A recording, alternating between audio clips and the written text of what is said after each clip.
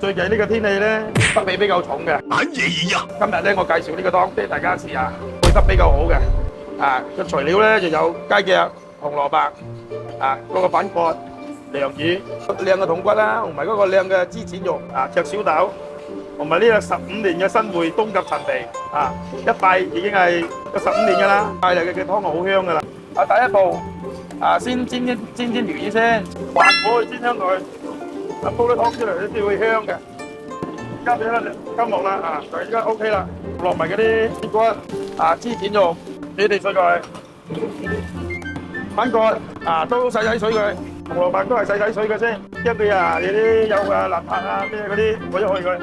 啲湯咧全部都係用礦泉水去煲嘅，等佢先煲滾咗先落材料，得水開啦，我哋依家就放埋骨頭啦，豬展肉啦。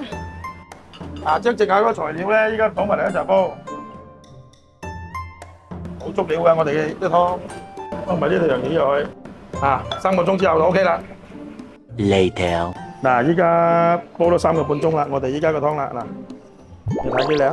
哇，真係靚啲湯，直情唔使落味精雞粉嗰啲啊嚇，直接落幾粒鹽可以飲得噶啦，足料。呢啲湯咧就供應晚市嘅，歡迎嚟到我哋富豪海鮮酒家品嚐我哋嘅老火瀨湯。